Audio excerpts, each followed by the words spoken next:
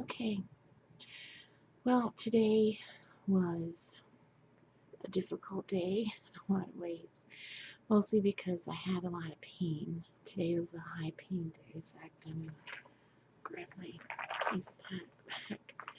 Um, it's healing well, but the skin is healing well. But it was pretty intense surgery. I had according to the surgeon, a massive bone spur and a completely ruptured rotator cuff. It's pretty intensive. It was, yeah. I'm 3.5 weeks out, so I'm able to function during the day without pain medicine. Probably not the hottest idea, but I'm making do with ice. Um, I have stuck with my program today, which I'm very proud of because it was difficult, sort of. I mean, I don't know quite how to view that because when I'm in a lot of pain, I don't have much appetite. In fact, if my pain is extreme, I get sick to my stomach. So I wasn't that miserable today because as soon as I started to feel the pain, I put on some ice. But I don't think I ate as well as I could have today because I wasn't feeling well, so I didn't take as much time. I take pictures of my meals because what I'm working on this week is sticking to specific meals rather than eating all day and calling it breakfast if I ate it by the time I woke up and noon. So I was eating all day pretty much, but consider myself only eating 3 meals a day, which is one of the many mind games that people that are overweight can play with themselves, I guess. Um, it's embarrassing, but again, this blog is about change, and you can't change if you're not going to be open about where you're at. So my goal has been to no longer consider breakfast to be 4 hours long, to have a specific breakfast and I'm done. And I've been taking pictures of my meals to keep myself on track and also to post here to kind of show my progress on working on that problem. So I'll get my phone here. It's really hard to move, so I can't really move that shoulder. Sorry about that. Can't really get dressed properly with my shoulder injury. So here is a picture of my breakfast, which was pretty much left over from yesterday. The other half of the fish fillet. Wait for it to focus. And then I had, that's mango, frozen mango with the fish. No sugar added, it's just frozen fresh mango. And that's a little bowl of corn with some butter and some water. That's what my breakfast was. And when I got done eating all that, I didn't eat anymore. And that was a lot of food. So I'm sure that helped because I was kind of full.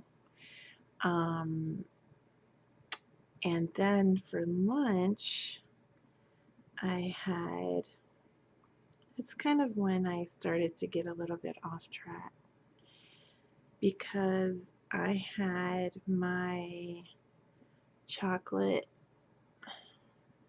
banana, peanut butter, almond milkshake. It's kind of full because I put 2 ice cubes in it. It's 1 measured cup of almond milk, 1 whole kind of overripe banana, which I hadn't put in the freezer, so I had to add the ice cubes.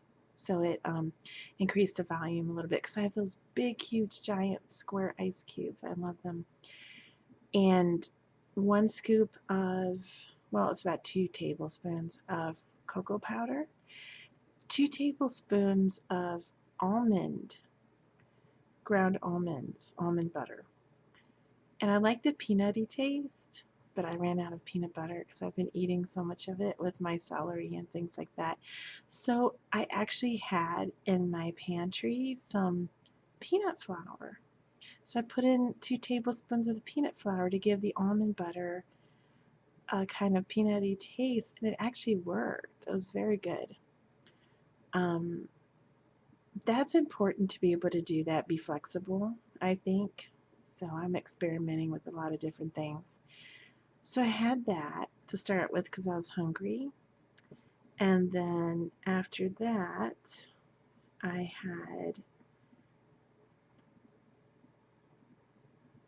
had 2 containers of the single serve Breakstone yogurt. And that white thing is a canning jar full, I don't know why it's not focusing, peaches and, I got some canned peaches and water, and then that little thing in front of the jar next to the cottage cheese is the sugar-free chocolate pudding. I found at Walmart, again, that dreaded Walmart, I found a brand of Walmart canned peaches with no added sugars packed in juice. And as we all know, juice is very high in carbs and natural sugars and calories, so I don't drink the juice. But when I open the can and I put it in the canning jar, I include the juice because it helps keep it moist. But I pick the peach slices out of the juice. So I have about 4, they're not halves, they're like pieces. 4 pieces with each little container of yogurt. So I had about 8 pieces of the peaches, 2 of the yogurt container, or not yogurt, why do I keep saying that? Cottage cheese container, because I guess they look like the yogurt containers, and then the unsweetened chocolate pudding. And then my chocolate banana shake, that was my lunch. It's a bit heavy for me. And then before I went to bed, which is my dinner, which I had a little late, was my favorite meal of 3 stalks of celery. Is that better? There we go. Some unsweetened peanut butter, and I don't know if you could see it, then raisins and water. I'm not really measuring everything now. Sorry.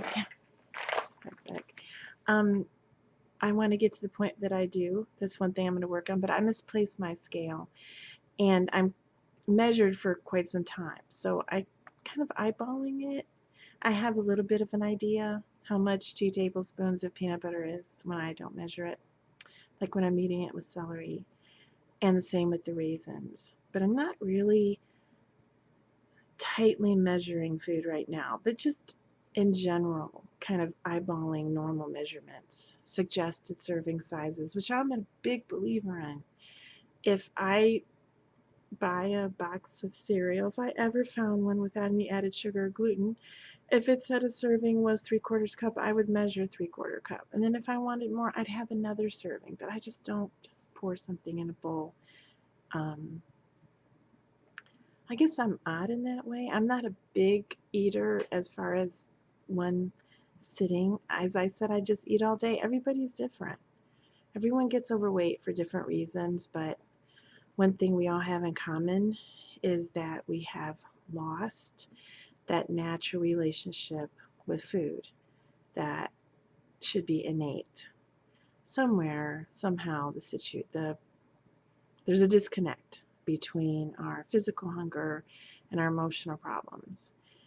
And I guess I'm more acutely aware of that than anyone because my parents, I do not come from a fat family. So it's pretty humiliating to be the fat person of the family because I'm the fattest. I mean, that's awful. I'm 250 pounds. I'm 5'5". I used to be 5'6", but I broke my back in a car accident, so I lost an inch. Then there's that. That's probably why I gained all the weight. But you know, they're excuses or reasons. Um, According to my doctors, it's even more reason why I should work on losing weight because it would cut down on my pain level because all my injured joints and back are carrying an extra load. So I don't think my doctors are insensitive. I think they're very sincere in saying that, but it's easier said than done. I had something interesting happen today. After I usually try not to eat at night because I've read so much that contributes to weight gain, and of course it's something I'll be working on maybe another week. I was physically hungry. Um, it came as a surprise to me. I decided not to eat, even though that feeling of physical hunger was pretty strong, because I was just too tired to eat. It sounds silly, but I was. I already brushed my teeth. I was already ready for bed, ready to do this video before I go to bed.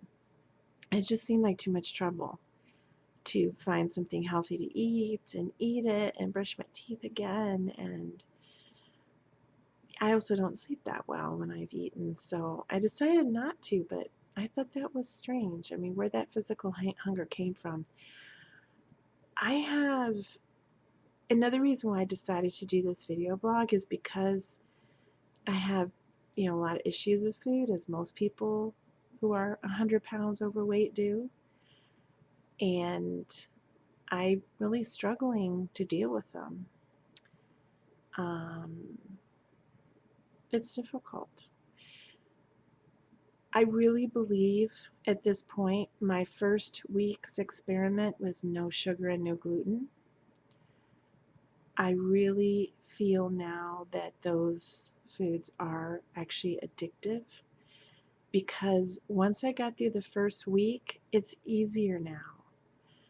When I think about eating something with gluten and sugar, as I used to do regularly before last week, what I feel is not just it representing fat and pain, both physical and psychological, but it represents, do I really want to go back to that? Do I really want to go to that scary, uncontrollable urge to eat more and more and more of it until I actually feel sick? Do I want to go back to that? I'm realizing for the first time that it is an addiction. I read that sugar acts almost like cocaine on your brain, and I believe it. I do believe it. Because now that I've gotten over the addiction part after a week and a half, I don't crave it that much. The problem I'm having now is overeating and eating between meals and eating at night and eating too much of something that's high calorie or overeating carbs that are healthier. That's what I'm struggling with. I'm not struggling with the missing sugar and gluten this week. That's amazing. I mean, I really didn't think I would get here, but here I am. And I was really struggling those few days. I mean, some of you that have seen my video saw that. I got through it by eating quite a lot of healthier carbs, like the gluten-free oatmeal with some stevia packets, butter, and cream. Got me through that period. I'd have like 3 servings a day, sometimes 4. That's a lot, but I got through it. So I would recommend that any of you starting out, start out with that. Give up sugar and gluten. I have an actual allergy to gluten, and a lot of people don't, but I have read that it turns into simple sugar as just the same addiction as sugar, added sugar, or cane sugar, however you want to put it. That's my advice. Okay, so I did not eat after the celery with peanut butter and raisins. I'm pretty proud of that, and the hunger passed. And maybe it's a pain, but it passed. So I don't know what was up with that, but we'll see. So I'm looking forward to tomorrow. I'm just couple days away from my weigh-in, so I'm planning on tomorrow being a good day. Okay, bye-bye.